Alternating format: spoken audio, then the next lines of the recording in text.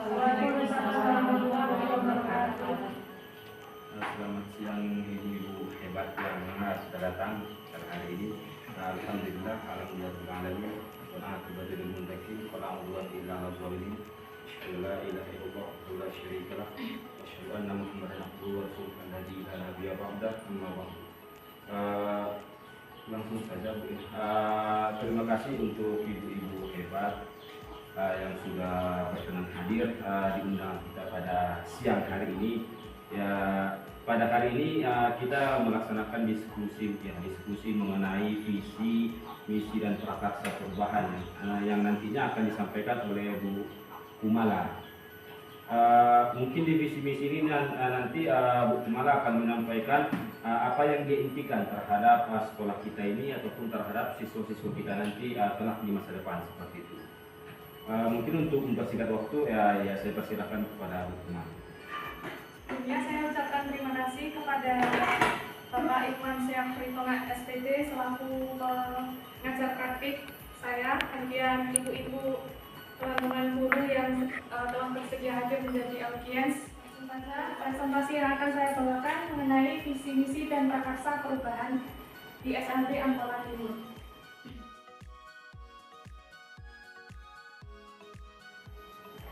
Visi sendiri merupakan untayan kata yang mengandung impian, cita-cita atau nilai inti dari suatu lembaga atau organisasi. Visi ini menjadi acuan atau panduan untuk kita melaksanakan hal-hal yang ingin kita capai. Kemudian visi itu juga bagaikan membayangkan sebuah lukisan lengkap pada kertas yang kosong, yang masih kosong. Jadi dalam menyusun visi nanti akan saya sampaikan. Nah, manusia yang mempunyai harapan akan mempunyai peluang untuk mencapai kemajuan lebih banyak ketimbang mereka yang tidak mempunyai harapan. Seperti kita tahu bahwasanya kesuksesan itu berawal dari mimpi. Banyak orang sukses itu mereka berani bermimpi. Jadi untuk itu kita dalam menentukan tujuan kita harus membayangkan apa sih yang akan apa yang kita inginkan. Nah, nanti itu menjadi tujuan kita atau acuan untuk kita nantinya supaya kita enggak lari kemana-mana. Jadi itulah acuan kita untuk kita capai seperti itu. Kemudian seperti yang kita tahu visi sekolah kita SLBN Negeri Ampela Timur yang ada di depan sana, yang ini menjadikan sekolah anak berkebutuhan khusus multiguna dan sekolah tinggi serta mendapat pendidikan yang berkualitas dan berakhlak mulia. Nah, di sini saya akan menjelaskan mengenai inti apresiatif yang ini pendekatan kolaboratif berbasis kekuatan untuk melakukan perubahan dalam organisasi dan sistem manusianya. Di mana inti apresiatif ini biasa disebut dengan pendekatan kerja, yang mana prosesnya itu untuk mewujudkan visi sekolah kita yang di sini. Maka dari itu untuk mewujudkan sekolah anak berkebutuhan khusus multiguna dan sekolah pendamping serta pendidikan yang berkualitas dan berakhlak mulia, maka perlu disusun prakarsa perubahan dengan memetakan aset tantangan aksi dan pembelajaran bagi sekolah.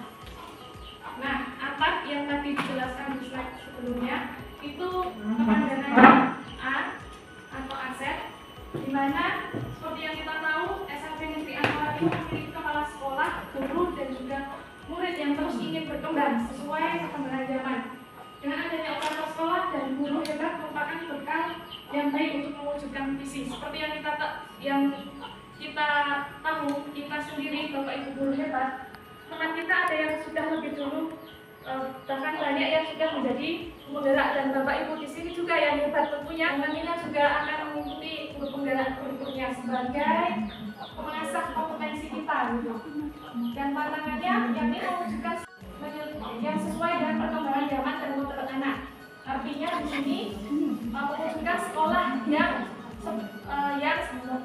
kita ketahui bahwa kita di sini mengajar anak berkebutuhan khusus. Jadi tantangan yang bagaimana kita mewujudkan sekolah dalam hal ini kita guru mewujudkan pembelajaran yang kita sesuaikan dengan anak-anak berkebutuhan khusus kita yang berbeda-beda, yakni ya dengan kita kreatif dalam membuat media dan model pembelajaran. Kemudian aksi di sini pertama menguatkan kemampuan segenap guru melalui berbagi ilmu antar rekan sejawat. Seperti yang kita lakukan di sini, kita berbagi mengenai bagaimana menyusun visi dan misi. Kemudian mensosialisasikan dan menjalankan program keterampilan bagi siswa seperti ekstrakurikuler. Hal ini juga dapat menjadi sebuah perkasa perubahan untuk kedepannya kita mencapai tujuan atau visi kita. Yang ketiga, berkolaborasi dengan rekan guru dan masyarakat untuk mendukung kelangsungan implementasi visi. Saya berbagi pengalaman aja, saya juga banyak berkolaborasi. Salah satunya berkolaborasi dengan di sini ada Ibu Ira. Waktu itu saya berkolaborasi dalam membimbing murid tunarungu yang memang dia akan lomba pantomim di Medan. Waktu itu kami berkolaborasi dalam membimbing gitu. Jadi bagaimana kita mengkomunikasikan ke siswa. Jadi perlu trik-trik tertentu juga gitu untuk memberikan pengajaran ke siswa berkebutuhan. Kemudian mengenai pembelajaran, segenap warga sekolah memahami pentingnya meningkatkan kemampuan kompetensi dan keterampilan khusus. Dan ini keterampilan yang bisa diajarkan ke siswa-siswa berkebutuhan khusus yang berbeda-beda. Nah, di sini ada kegiatan aksi yang pengalaman saja yang saya lakukan. Pengembangan keprofesian yang ini guru penggerak, yang ini diskusi dengan guru, yang terakhir ini gambar. Saya mengevaluasi apa yang sudah saya dapatkan dan apa yang akan saya lakukan. Kemudian saya menyusun visi siswa. Ini sebagai contoh visi siswa. Jadi siswa saya itu tunagrahita. Saya jelaskan ini dulu. Jadi visi siswa itu pertama mudah dipahami. Kita harus membuat visi itu mudah dipahami dan singkat. Kemudian kedua, mencakup visi sekolah. Jadi nggak boleh lari dari visi sekolah. Ketiga, mencerminkan dorongan yang kuat akan tumbuhnya inspirasi, semangat dan juga komitmen. Di masa depan saya memimpikan murid yang saya sebut di sini gamatra, yakni agamis, mandiri dan terampil. Agamis sendiri yakni beriman dan bertakwa kepada Tuhan Yang Maha Esa, memiliki kontrol diri serta menerapkan nilai-nilai yang sesuai dengan norma yang berlaku. Kemudian mandiri itu mampu mandiri dalam kehidupan sehari-hari, dan terampil itu memiliki keterampilan sebagai modal siswa nantinya di masa depan. Nah, di sini misinya atau kalimat prakasa perubahan. Jadi misi ini merupakan turunan dari visi. Yang seperti yang pertama tadi, visinya agamis, ya, yakni hal yang akan atau prakasa perubahan yang dapat kita lakukan. Pertama itu menanamkan keimanan dan ketakwaan melalui pengalaman ajaran agama, seperti mengajarkan sholat, seperti itu. Kemudian kedua, meningkatkan kemandirian peserta didik melalui kegiatan pembiasaan, seperti kemandirian dalam pembiasaan menjaga kebersihan. Contohnya kalau yang saya lakukan itu piket ya, membersihkan kelas. Saya tidak membuat jadwal piket sih, karena siswa saya 2 orang. Kemudian ketiga, menggali dan mengembangkan keterampilan pada siswa. Itu kaitannya dengan, karena siswa saya tunagrahita, jadi mereka lebih difokuskan ke keterampilan. Seperti yang kita tahu, tunagrahita itu kemampuan intelektual di bawah rata-rata. Baca yang tadi saya bilang akan saya jelaskan. Baca sendiri merupakan kerangka berpikir intuitif apresiatif yang digunakan dalam manajemen perubahan bagi guru. Yang pertama, caranya merumuskan visi yang ingin dicapai. Kedua, prakasa perubahan. Ketiga, penggunaan baca. Nanti kita bahas lagi mengenai pendekatan inquiry apresiatif. Pertama, IA sebagai pendekatan manajemen kolaboratif dan berbasis kekuatan atau baca. Kedua, langkah yang dapat digunakan dalam merumuskan Baca sendiri. D. Buat pertanyaan. Langsung aja Pak. Langsung sebelumnya saya ingin, jadi cara menyusun visi tadi agamis, mandiri, dan terampil. Nah, agamis, mandiri, dan terampil ini apakah sesuai dengan visi sekolah kita? Agamis, cerdas, dan terampil. Kalau menurut Bapak Ibu, agamis itu masuk ke yang mana? Agamis, cerdas, terampil. Agamis.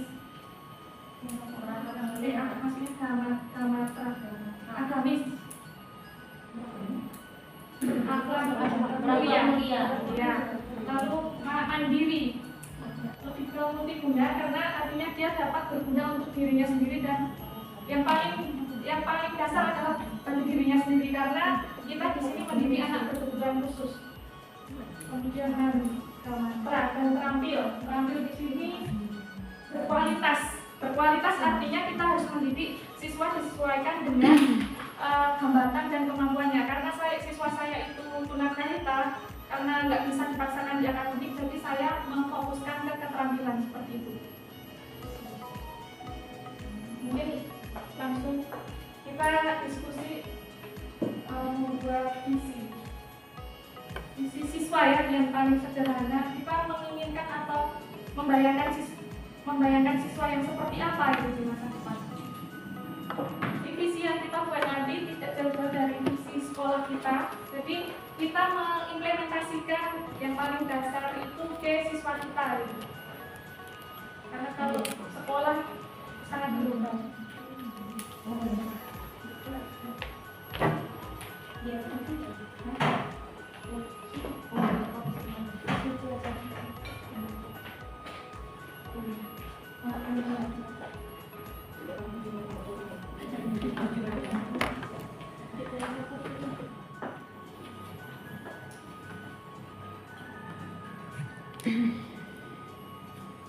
Di sini ada yang mau masuk, mungkin ikut saya membacakan yang kita irikan terhadap murid kita. Yang pertama, menjadikan siswa yang mandiri, kreatif, dan terampil bisa bekerja sendiri. Yang kedua, berakhlak mulia,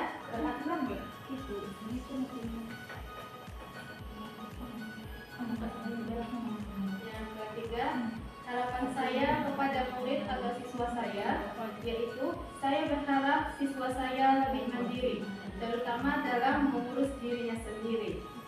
Selanjutnya, harapan siswa di masa depan adalah siswa bisa mandiri, rata-rata mandiri ya. Saya siswa yang berharap siswa yang mandiri, berakhlak mulia, serta memiliki adab yang baik.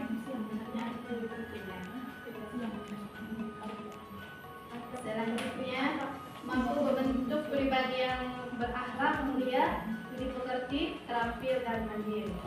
Dan terakhir, saya memimpikan siswa yang mandiri dan berakhlak mulia. Dari perbedaan pandangan-pandangan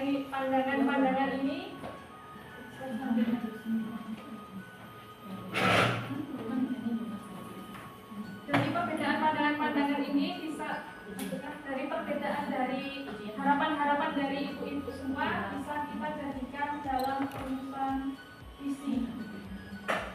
Nah, dengan bayangan-bayangan ini berarti artinya kita harus mengajar siswa, kita harus membuat rencana yang seperti apa supaya kita dapat mewujudkan dari impian-impian kita. Yang pertama ini saya memimpikan siswa yang mandiri dan berakhlak mulia. Mandiri. Apanya aja mandiri? Apa ini? Ini siapa ya? Saya memimpikan siswa yang mandiri dan berakhlak mulia. Tulisan dariku. Jadi kita buat seperti yang tadi, jangan maksudnya singkat, jangan terlalu berbelit-belit, bisa kita menggunakan singkatan-singkatan seperti itu. ini sih atau Mabete. mak keren Mandiri, beramak mulia, terampil dan kreatif. apa Mabete. Kalian sudah bersama. PKR. Mabete kan tomat kereta, jadi Bekerja. perbedaan itu kita diskusikan gitu supaya ada kesepakatan kita untuk nanti kita jadikan visi bersama dan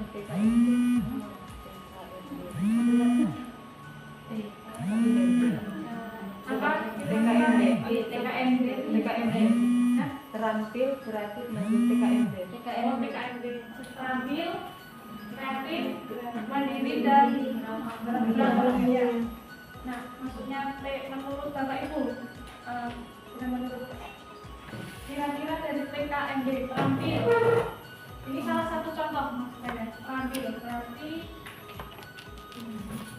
murid yang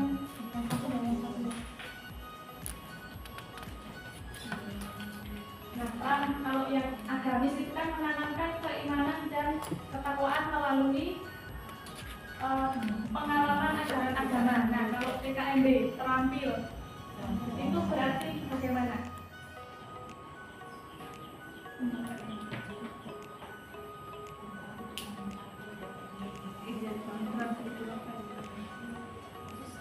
Upaya apa gitu? Itu kan siapa itu?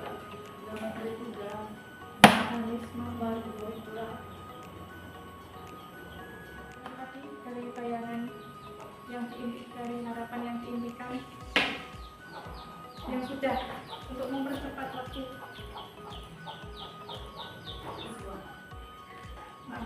izin menggali kemampuan untuk Ya, jadi kita tahu kemampuan dia apa. menggali kemampuan. Ya, kita tahu kemampuannya dulu apa. Lalu nanti gimana caranya Kita dia observasi bisa itu ya. mandiri, ya. Assessment. Iya, biar dia bisa jadi mandiri gitu. Oh ya. Saya katakan menggali kemampuan siswa. Ini dari ini berarti dia kemandirian, di kemandirian. Atau kita bisa ATM, amati, tiru dan modifikasi dari apa misi saya tadi. Baik, kalau nggak ada kita lanjut ke slide berikutnya. Tapi intinya ini sudah kita sepakati kalimat prakarsa perusahaan. Jadi yang tadi ini kita jadikan acuan untuk kita bagaimana mengajar di sekolah di dalam kelas TKMD. Nah, menurut Bapak Ibu apa sudah sesuai TKMD? Maksudnya kiranya ada yang bisa menghubungkan yang tadi TKMD terampil dengan multiguna itu bagaimana? Seperti tadi gamatra. Kalau dari multiguna berarti dari situ dari semua. Iya. Untuk Mandiri semua. Memberikan fasilitas yang baik untuk siswa. Memberikan fasilitas. Lanjut, support antara guru dan orang tua. Nah, bentuk support, bentuk atau sikap dari saling mensupport itu ya bisa misalnya menyediakan fasilitas ke anak itu untuk belajar. Sebenarnya itu masuk di pihak itu satu pihak. Nanti itu orang tua kan. Guru juga kalau di kelas itu bagaimana kita menyediakan atau merancang media dan juga metode yang sesuai. Seperti kalau anak autis itu kan metode yang digunakan itu kan misalnya PPI, pembelajaran individual, dirancang sendiri disesuaikan dengan kemampuan dia. Ini disampaikan yang pendapat Mitra, satu, saling mensupport guru dan orang tua siswa. Kedua, memahami kondisi siswa. Ketiga, memberikan fasilitas kepada siswa. Mungkin itu saja yang dapat saya sampaikan. Kiranya ada pertanyaan Bapak Ibu guru mengenai visi-misi ataupun pengalaman atau permasalahan yang seperti apa yang kiranya sesuai dengan ini dalam mengimplementasikan menyampaikan visi-misi. Maksudnya kira-kira ada yang ingin ditanyakan? Misal curhat itu permasalahan siswa dalam mengimplementasikan visi atau terkait visi ini, cara membuat visi yang tadi sudah saya sampaikan. Sebenarnya kesulitan kita itu menyesuaikan aja, bukan apalagi nanti kita berbicara itu susah menyesuaikan dengan kemampuan dan bakat. Oh, itu ya kita balik lagi kan impian kita tinggi gitu, kalau kemampuan siswa kita tidak bisa. Nah, balik lagi kita yang tadi kan visi Indah kan multiguna gitu kan, itu visi sekolah. di sekolah. Iya. Jadi kan visinya itu multiguna, dan berarti kita harus menjadikan sesuatu yang harus. Berarti harus kan ada situ kan harus gitu. Multiguna yang di sini yang dimaksud itu kan menjadi visi yang sekolah kita ya. Yang dimaksud di sini itu kita balik lagi, kita di sini semua tahu bahwa yang kita ajarkan itu anak berkebutuhan khusus gitu. Jadi kita dalam mengajarkan itu kita sesuaikan dengan kemampuan dan hambatan siswa. Kita melakukan asesmen, kita melakukan observasi gitu. Kiranya pembelajaran yang seperti apa yang tepat untuk siswa gitu. Kita harus kreatif menggunakan media dan juga metode yang sesuai gitu. Seperti yang tadi yang saya sampaikan, contohnya dalam membimbing siswa anak autis. Siswa autis itu kita bisa menggunakan metode PPI atau pembelajaran individual, karena kan anak autis itu kita harus ekstra dan juga ekstra dan memang khusus gitu. Kita buat khusus bagaimana pembelajarannya gitu, yang disesuaikan dengan dia. Ada yang ingin ditanyakan? Ini saya yang tadi Gamatra itu dalam di situ tadi ada sih bukti gambar fotonya. Dalam ini Gamatra seperti visi saya itu Gamatra agamis. Saya mengajarkan siswa menanamkan bagaimana pembiasaan untuk berdoa sebelum pembelajaran berlangsung. Gamatra mandiri. Mandiri maksudnya ketika sudah selesai pembelajaran dia harus merapikan kursinya, juga menyapu kelas.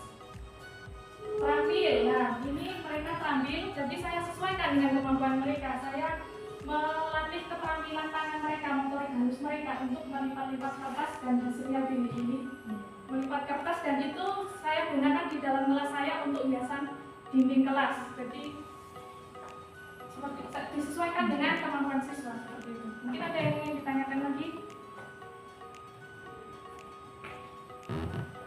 terkait visi-misi atau curhat?